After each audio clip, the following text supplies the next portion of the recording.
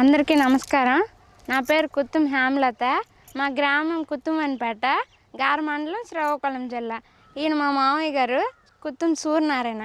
ఇప్పుడు మా అత్తయ్య గారు కుత్తుం సావిత్రి. నాకు తెలిసిన విషయం ఒకటి ఉంది. అదేంటంటే మన మానవులందరికీ ఆశ ఉండాలి, కానీ దురాశ ఉండకూడదు. ఆ దురాశ వలన అనమాట మనకున్న ఆ సహజమైనవన్నింటినీ దూరం చేసుకుంటున్నాం.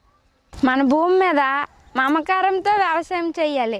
ఒక రైతుగా మన ఆరోగ్యం కోసం, మన భూమి కోసం ఆలోచిస్తే ప్రకృతి వ్యవసాయమే మార్గమని మేమంతా నిర్ణయించుకున్నాం. అందుకు మాకున్న 80 సెంట్ల భూమిలో కూరగాయలు ప్రకృతి వ్యవసాయ పద్ధతిలో 2 సంవత్సరాలుగా సాగు చేస్తున్నాం.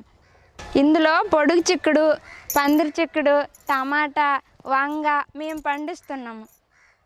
మొట్టమొదటిగా పొలాన్ని బాగా కళ్ళి దున్నుకొని మనం తయారు చేసుకున్న ఘనజీవామృతాన్ని ఈ విధంగా చివరి దుక్కులో జల్లుకోవాలి.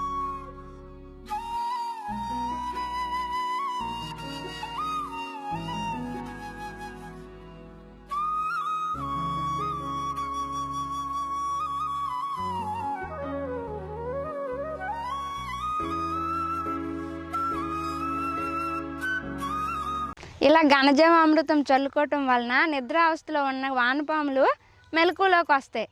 అలాగే మొక్కకు కావాల్సిన పోషకాలు కూడా అందుతాయి. అలాగే అన్ని రకాల విత్తనాలను బీజామృతంతో శుద్ధి చేసి విత్తుకున్నాను. విత్తన శుద్ధి చేసుకోవడం వలన 100కి 100 పాళ్ళు మొలక శాతం వస్తుంది. విత్తన శుద్ధి చేసుకోవడం అందుకే తప్పనిసరి.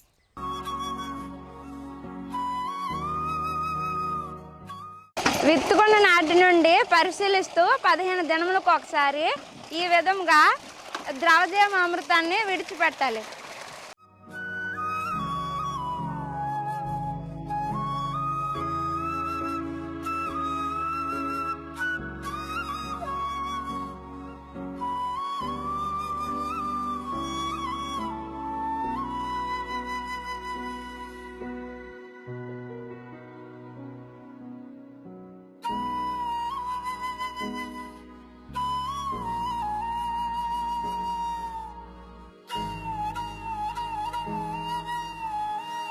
ప్రకృతి వ్యవసాయ పద్ధతిలో అతి ముఖ్యమైన ద్రవజీవామృతాన్ని వాడటం వల్ల పంట ఏపుగా పెరుగుతుంది, అలాగే పంట నాణ్యతగా ఉంటుంది.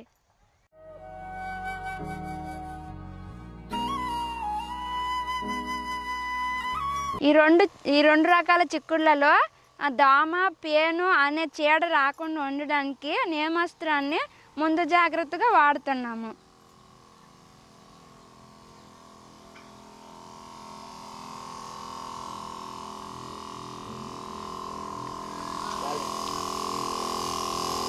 పొడి చిక్కుడుకు కానీ, పందిరి చిక్కుడుకు కానీ పూత పిండి రాలిపోకుండా ఉండడానికి పుల్లటి మజ్జిగ ద్రావణాన్ని తయారు చేసుకొని ఈ విధంగా పిచికారీ చేసుకోవాలి.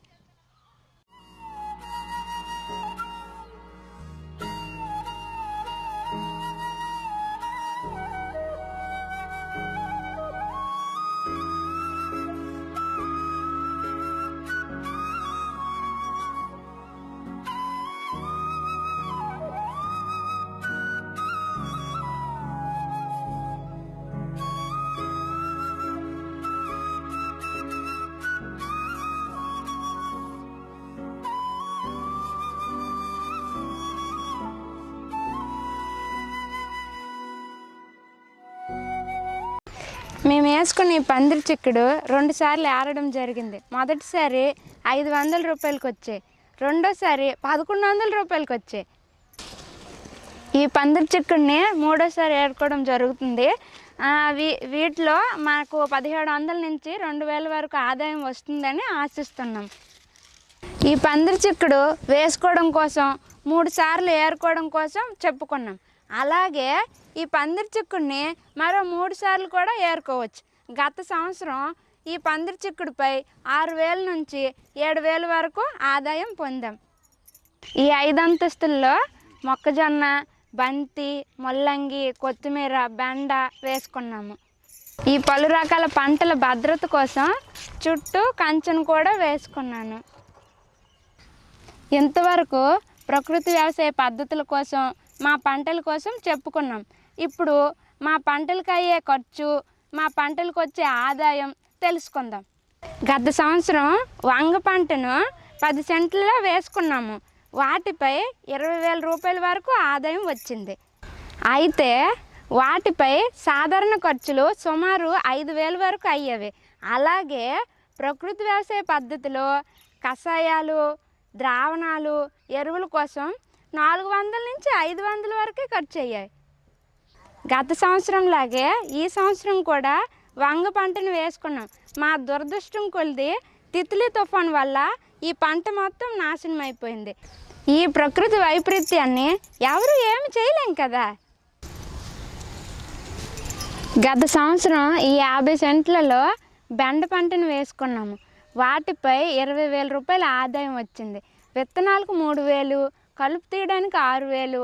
ప్రకృతి వ్యవసాయ పద్ధతిలో ఘనజీవామృతానికి, ద్రవజీవామృతానికి, నేమాస్త్రానికి, అగ్నాస్త్రానికి 1,000 రూపాయల వరకు ఖర్చు అయింది.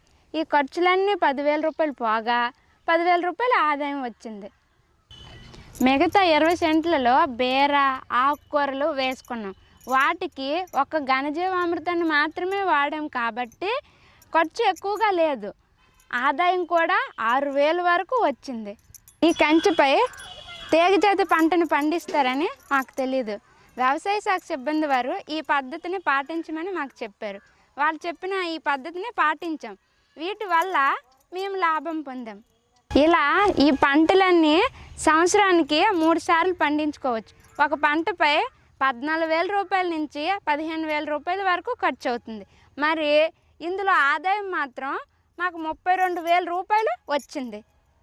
ఇలా 3 పంటలపై సంవత్సరానికి 1,10,000 రూపాయల ఆదాయం మాకు వచ్చింది.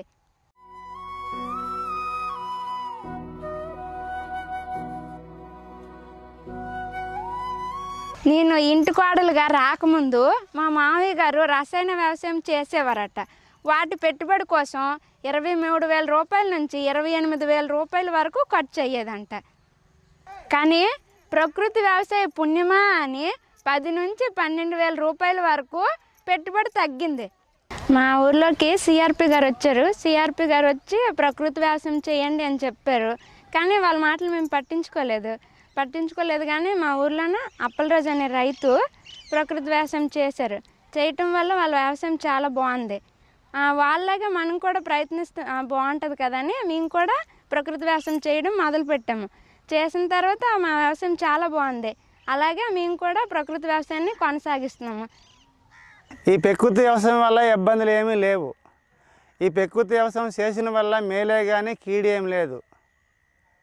ఈ ప్రకృతి వ్యవసాయం చేయడానికి నా భార్య, నా కోడలు సాయంగా ఉంటారు. కలిసి చేసుకుంటాం పని అంతా. ఈ ప్రకృతి వ్యవసాయం కోసం ఊళ్ళో ఎవరు ఏమనుకున్నా సరే, ఎవరు తెలిసే తెలియక అయినా సరే, మా నిదానంగా మేము ప్రకృతి వ్యవసాయమే చేస్తున్నాము. 2 సంవత్సరాలు అవుతుంది. దీనివల్ల మాకు ఫలితం కనిపిస్తుంది. దీన్ని వదలబుద్ధి వేయడం లేదు, అదే చేస్తున్నాము. అలాగే ఈ ప్రకృతి వ్యవసాయం చేసిన వల్ల ఈ భూమి సారవంతం మారుతుంది. అలాగే పూర్తి మారుతుందని నమ్మకం ఉంది. ఈ వ్యవసాయం చేసిన వల్ల 4 పైసలు వెనకేసుకుంటాను. అందుకు అందరూ కూడా ప్రకృతి వ్యవసాయం చేయండి. చేసి 1 చుట్టూ 2 చుట్లు చేసి మానేయకండి. అలా చేస్తుంటే దాని ప్రతిఫలం దక్కుతుంది.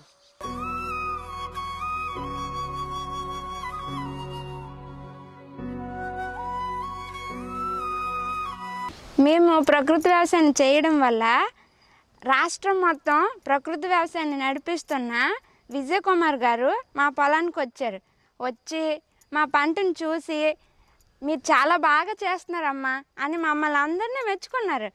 ఈ విషయాన్ని మా జీవితాంతం మర్చిపోలేము.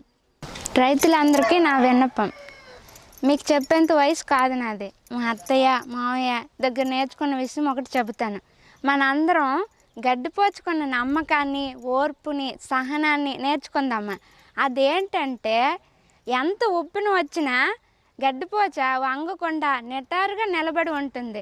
అదే నమ్మకంతో ప్రకృతి వ్యవసాయాన్ని చేద్దాం, జీవితాన్ని మార్చుకుందాం. ధన్యవాదాలు.